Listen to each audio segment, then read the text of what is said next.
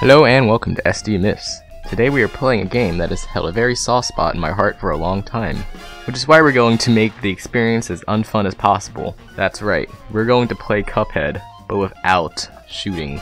Now, I know what you're asking, but substitute doll, if you can't shoot bosses in Cuphead, how are you even supposed to, beat the boss? Well, it's very simple, and I'll explain that later. But first we should lay down some ground rules, which is only one. You are not allowed to use the shooting mechanic, which in my case involves pressing or holding the Y button in a way that causes damage to a boss or enemy. Attacks that use the cards, such as the supers, are allowed, but as you will soon see, that doesn't exactly make the run free. This is a very challenging run, so I'm going to split this up into multiple videos. This first one will be Inkwell Isle 1, but I guarantee that there will be a lot of content ahead. So what are we waiting for? Let's go! The first step in our run is to get through the tutorial, of course. This should be very easy because there's not many obstacles in the way that can impede our... Well,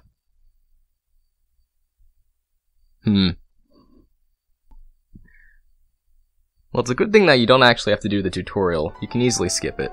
Our real first step is to get 3 coins from Apple Guy. Without him, this run would be much harder. Once we get 3 coins from the Macintosh Savior, we're going to go on a little trip to the shop to buy our first item, the Smoke Dash. The Smoke Dash isn't a very useful item in this run, but this is mostly a decision to get items later on, but we will use it in the first run and gun to make it easier. When doing the run and gun, it's very important to make sure you get every coin in the level, because we're going to need them for later. The first run and gun is a little difficult. Using the Smoke Dash to pass through enemies and being overall slippery and patient will go a long way. The acorn maker takes 5 super shots to destroy, so you're going to want to farm parries. Good thing there's a nice spot near one of the coins that has mushrooms that shoot parryable spores sometimes. Once you get past the acorn maker, it's basically smooth sailing from there. Just make sure to get the last coin and get to the exit without losing all of your health. Bravo! After beating the first run and gun, we're going to go to the shop again just to buy the heart. The heart will be useful for the second run and gun, and it also progresses our items a little bit more. Our next step is to defeat the second run and gun, so that we can get more coins. This one is much easier than the first. I actually managed to beat it without taking any damage. This level is basically a bunch of pattern recognition, and once you get past that part, it's smooth sailing. You're able to skip the dragonfly fight by simply jumping and dashing over him. Even if you miss and fall into the abyss below, you should still be able to get past. Bravo! And now that we're done the run and guns, we can finally get into the meat of this run. Go back to the shop one more time and buy the coffee and whetstone. These are going to be the main items that we use in all of our boss fights. From now on, the difficulty is going to ramp up pretty quickly, so try to keep up. Our first boss is going to be Mr. Goop Guy, who is the easiest of the bosses in Inkwell Isle 1, mostly due to his simple patterns. On the first stage, use the whetstone to bounce on top of him as soon as he lands. This should guarantee doing damage without actually taking any hits. Once you get to his second phase, parry all 3 question marks and use your supers once you have the space to do it. For this stage, you have to whetstone the goop as soon as he lands, and then quickly dash under him as he bounces up again, which can be a little bit harder than the first phase. If you get it right, there's little chance of you taking damage. Once you get past the second stage, it is very easy from there. The gravestone's only way of doing damage is by falling face first on you, which is very hard to do if you're moving from side to side. Simply intercept him in the middle with your whetstone, and then immediately dash away in anticipation of his attack. If you do this, you should be able to beat it even with 1 health, very safely.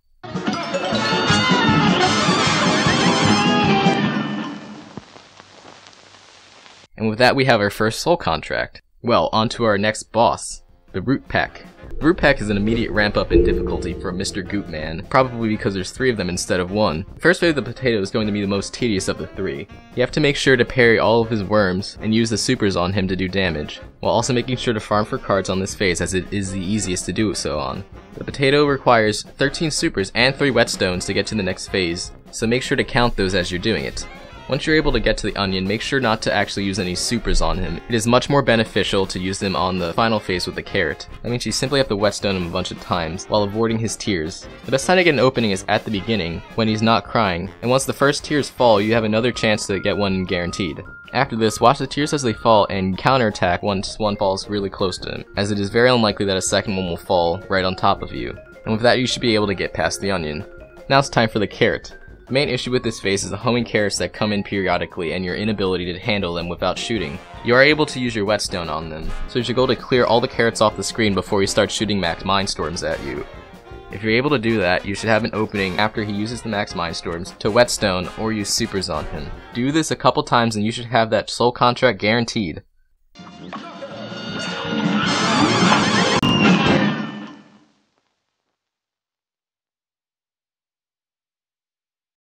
Next up on the list is Hilde. You're going to want to replace your whetstone for coffee on this one. Hilde is probably the greatest test of endurance of all the 5 bosses, as it is mostly just evading attacks and waiting for you to be able to shoot missiles. For most of her phases, your goal is to get parries and fire back at her with the missiles without missing. Most of her patterns are simple to dodge, but you also want to be able to put yourself in positions to actually get parries from the blimps as they come by. For the Taurus phase, you're able to avoid all responsibility of reacting to him by going to the top or bottom of the screen, as he can't hit you there. When the second Zodiac phase comes around, pray for Gemini, because this is what Capricorn does to you sometimes.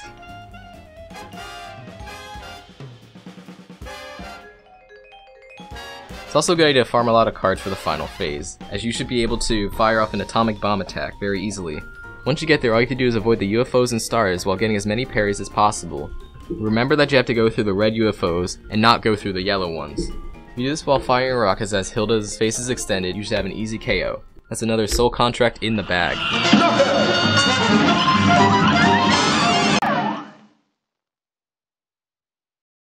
We have 2 fights left to go, and our next trip is to Cagney Carnation. Cagney is definitely one of the greater difficulty spikes in the game, as it requires a lot more strategy than the previous bosses. The first thing you need to do is learn how to dodge the storm of seeds that come down on you in many phases. One main issue is that you can't whetstone these seeds until they've grown roots, so you have to be much more aware about managing the multiple hitboxes that will appear on screen. The main goal you have when the seeds are falling is to parry the pink one, as the pumpkin that comes out is a real piece of work in light terms. It can be valuable for getting parries, but most of the time it just takes up screen space and is very annoying overall. It's also important to manage your ground space by parrying as many of the ground munchers as possible. Sometimes they can be hard to hit under platforms, but you should be able to whetstone them if you use some technical skill. Now we have that down, it's time to actually face the boss. Most of your damage is going to be done by whetstoning, which can be very difficult at first because of Cagney's very annoying hitbox.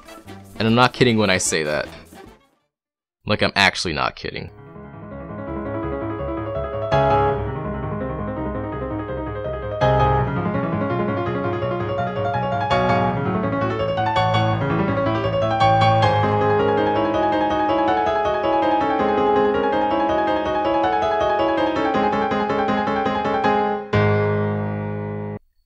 On his first phase, he alternates between seed spitting and faso extendo. Your main opportunity to get whetstones is after he extends his face. Try to use as many supers as you can once you get them, in order to get through this phase as fast as possible. The second phase doesn't involve any seed spitting, but he instead goes into oh my mode. This is definitely less stressful than the second, you have a clear playing field to move around on. His oh my attacks can be easily dodged if you stay between the 2 right platforms, and react from there. The main time he can do damage is when he extends his face again. He can also usually get 1 whetstone before he extends his face. Make sure you don't trap yourself in a corner, as sometimes the boomerang can frame trap you. If you do this well, you can get to phase 3, which consists of seed spitting and oh my attacks. What you want to do is keep your space as clean as possible while parrying the pink seeds, and retaliate with supers and whetstones on his oh my phase. The patterns are basically the same, so it should be much harder from the other phases. The final phase is where things really start to ramp up. You want to do most of your damage via supers, because it is very unsafe to whetstone him, as his hitbox extends very high up as he is launching dandelion puffs. If you do whetstone him, make sure you have a place to land, and that is also after he is attacked. It's also important to manage your spacing well, and to stay on platforms that are going to be safe for a long time. You should be able to react to most situations, but this is a long ordeal, and that allows for mistakes to happen very quickly. But if everything is done right, you should be able to get your penultimate soul contract.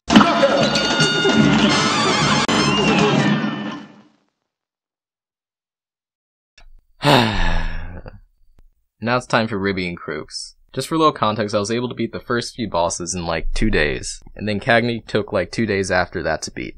But Mr. Ryu Froggy and Mr. Ken Frog took over a week to beat after that. That gives any context on how much more difficult this fight is.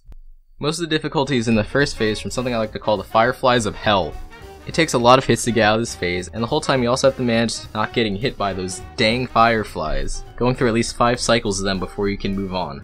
Learning how to whetstone these guys without taking damage is an ordeal in itself. It doesn't help that the position and amount of fireflies varies each time Mr. Ken Frog shoots them out. What you want to do is reset until you get Ryu Frog to attack first, and learn his fist patterns to get at least 2 cards from parries. That way you can use 1 card from the left side to get rid of 3 fireflies and whetstone the rest, while keeping another card for yourself. You're going to want to farm cards, as this is the only place where you can get consistent parries.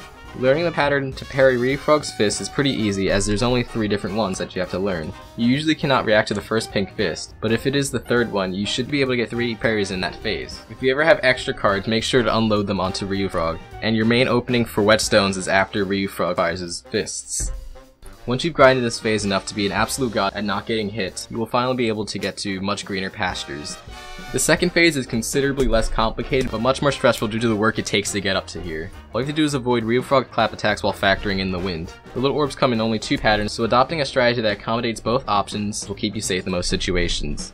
If the wind is blowing, don't hold left at all. You should have enough momentum in that direction to whetstone Ryu Frog, and then move to the right away from him. You should be able to get about 4 whetstones in, but don't try to be greedy, as it is hard to react to the claps once they start. If you're ever in a situation where this happens, try to dash away, as it is likely to avoid both patterns of the claps. Once you've asked Ryu Frog a question multiple times, you will finally be able to fuse with his brother to become a giant slot machine. Ironically, this is the most luck-based part of the fight. There's only one phase where you can consistently get safe damage in, which is the frog, so every roll is just a hope that you get the right one and not the others. Each of the patterns is simple enough, and avoiding the coins is also formulaic, but this part of the fight can go on for way too long if you get unlucky. When you do get frogs, try to play it safe instead of greedy. Only whetstone him when you feel safe or when the platforms are going slow enough for you. On non-frog attacks, try to unload one super that you have, and then focus on avoiding the rest of the attack. With enough patience and runs that make it to the final stage, you should be able to get your last soul contract of the island.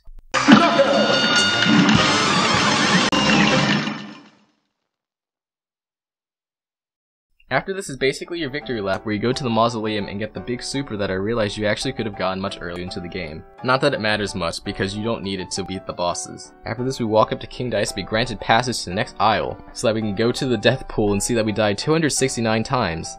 Nice. So that's all for now. I'm going to grind out this game more to see if I can actually beat it. Very interesting way to play the game, especially after S ranking most of the bosses. I can already imagine how difficult some of the fights on the second island are going to be, but it only excites me to find ways to beat him. See you later.